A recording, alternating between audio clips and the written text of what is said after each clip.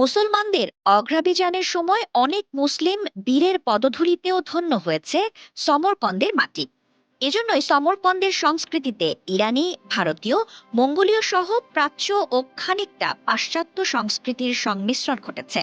এছাড়া বিখ্যাত সিল্ক রোডের কেন্দ্রে অবস্থিত হওয়ায় বিভিন্ন দেশের সাথে বাণিজ্যিক সম্পর্কের সূত্রেও সমরকন্দের সংস্কৃতি সমৃদ্ধি লাভ করেছে।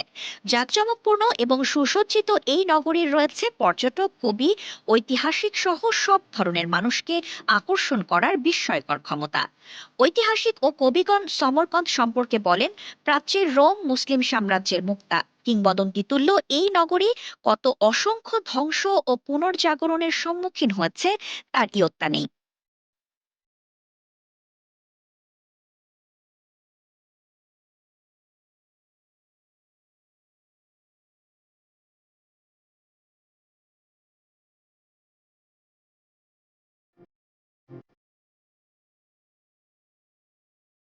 এক শাসক সমরকন্দকে ধ্বংস করেছেন তো আরেক শাসক একে করেছেন।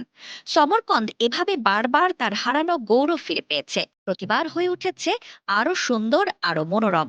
আজকের সমরকন্দ নিঃসন্দেহে প্রাচীনত্বের অনন্য আধার বলা যেতে পারে।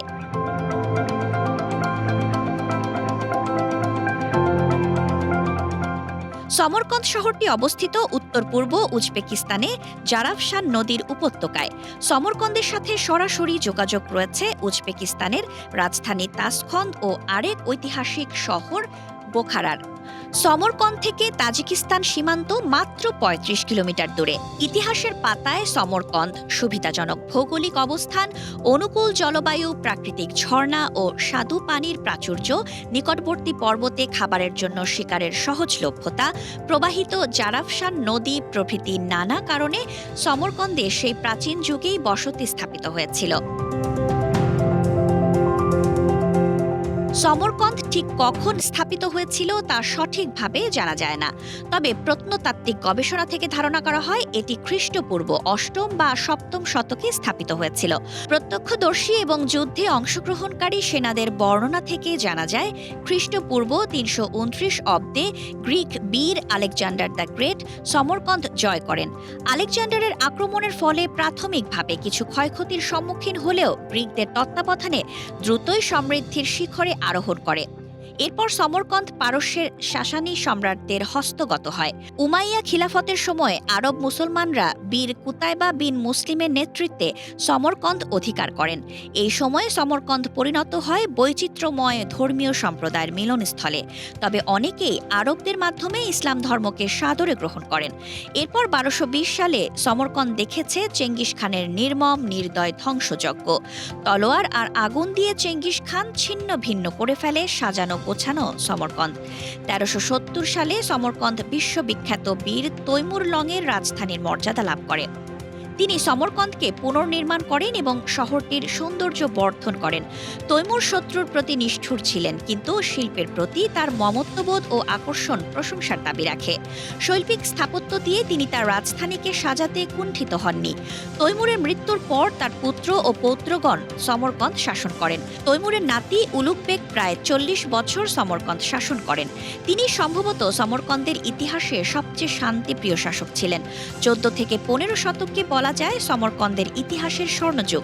এই সময় নগরীর বেশিরভাগ শক্তিশালী দুর্গ, রাস্তা, সুদৃশ্য গম্বুজ, আচ্ছাদিত ভবন গড়ে ওঠে। ১৫১০ সালে উজবেকরা সমরকন্দ দখল করে। ১৮৬৮ সালে রাশিয়া সমরকন্দ দখল করে নেয়। ১৯২৫ সালে সমরকন্দ উজবেক সোভিয়েত সোশ্যালিস্ট রিপাবলিকের রাজধানীতে পরিণত হয়। পরবর্তীতে ১৯৩০ সালে রাজধানী সমরকন্দ থেকে তাশখন্দে স্থানান্তর করা হয়। ১৯৯১ সালে উজবেকিস্তান স্বাধীন হওয়ার পর এটি উজবেকিস্তানের মধ্যে পড়ে এবং ঐতিহাসিক এই নগরীটি উজবেকিস্তানের গুরুত্বপূর্ণ কেন্দ্রে পরিণত হয়। যোগাযোগ ব্যবস্থা। চীনকে ভূমধ্যসাগরীয় এলাকার সাথে সংযোগ সাধনকারী বিখ্যাত সিল্ক রোডের গুরুত্বপূর্ণ অংশ ছিল সমরকন্দ।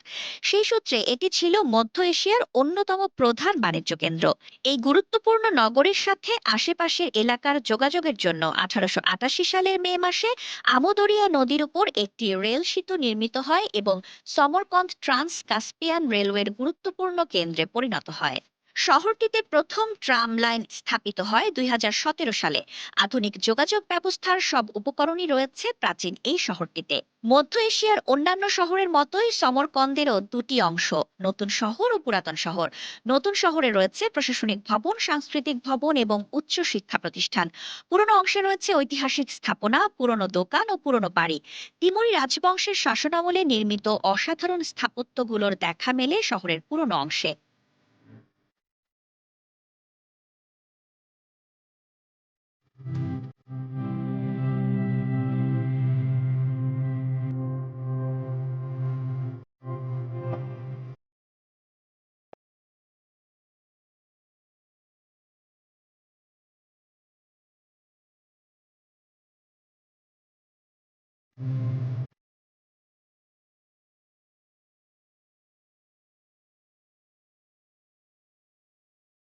রেজিস্তান রেজিস্তান স্কয়ার সমরকন্দ শহরের একদম কেন্দ্রে অবস্থিত। এটি শহরের প্রধান চত্বর। প্রাচ্যের চমৎকার স্থাপত্যশৈলীর অনন্য নিদর্শন হিসেবে এর খ্যাতি বিশ্বজোড়া। এই চত্বরটির তিন পাশে রয়েছে কেন্দ্রের দিকে মুখ করা তিনটি মাদ্রাসা। মাদ্রাসাগুলোর দুপাশে রয়েছে নীল রঙের সুদৃশ্য উঁচু মিনার। ভবনের ছাদে থাকা দৃষ্টিনন্দন নীল মিনারও সহজেই দৃষ্টি কাড়ে। অনন্য সাধারণ এই স্থাপত্যের নির্মাণ শৈলী দেখে প্রাচীন নির্মাতাদের প্রতি নিজের অজান্তেই মনে শ্রদ্ধাবোধ জেগে ওঠে। ঐতিহাসিক গুরুত্ব ও স্থাপত্যশৈলীর কারণে ২০০১ সালে ইউনেস্কো রেজিস্তান চত্বরকে বিশ্ব ঐতিহ্য বলে ঘোষণা করে। রেজিস্তান শব্দের অর্থ বালুময় প্রান্তর। আগে আজকের ভবন বেষ্টিত চত্বর এখানে ছিল না, ছিল খোলা মাঠ। রাজকীয় ফরমান শোনার জন্য আগে এখানে লোকজন জমায়েত হতো। যে কোনো জাতীয় উৎসবও পালন করা হতো এই চত্বরে। আজকের উজবেকিস্তানের গুরুত্বপূর্ণ চিহ্নে পরিণত হয়েছে রেজিস্তান।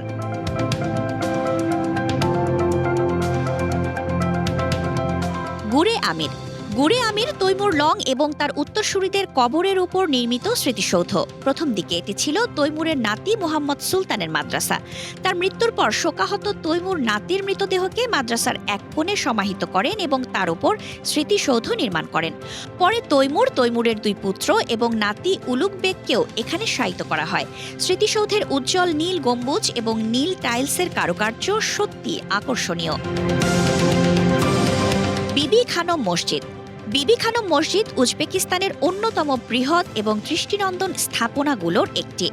বিবি খানম তৈমুরের স্ত্রী সারাই মুলক খানমের ডাকনাম ছিল। কেউ কেউ বলেন তৈমুরের ভারত বিজয় অভিযানকে স্মরণীয় করে রাখতে তার স্ত্রী এই মসজিদটি তাকে উপহার দেন। কেউ কেউ বলেন তৈমুরের নিজের আদেশেই এটি নির্মিত হয়। যিনি নির্মাণ করুন না কেন, এর সৌন্দর্য এবং স্থাপত্য শৈলীর বিশেষত্ব সম্পর্কে কোনো সন্দেহের অবকাশ নেই। মসজিদের বাইরের অংশে রয়েছে জ্যামিতিক কারুকাজ, ফুলের নকশার কাজ।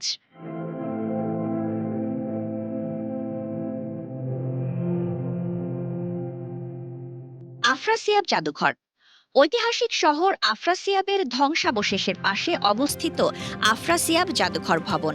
জাদুঘরের ঐতিহাসিক নিদর্শনগুলো মূলত সমরকন্দ শহর ও এর আশেপাশের এলাকার গল্প বলে। সমরকন্দ যখন সোভিয়েত শাসনের অধীনে ছিল তখন এক আর্মেনিয়ান স্থপতির দিক নির্দেশনায় এটি নির্মিত হয়। সমরকন্দের প্রাচীন যুগের তরবারি, তীর, ধনুক, মুদ্রা, পাণ্ডুলিপি ও বইয়ের বিশাল সংগ্রহ রয়েছে এই জাদুঘরটিতে। বৃহৎ আকৃতির প্রাসাদ, ফিরোজা গম্বুজ ও নীল টাইলসে সজ্জিত নীলাভ শহর সমরকন্দ বর্তমানে বৈশ্বিক আকর্ষণীয় পর্যটন কেন্দ্রে পরিণত হয়েছে।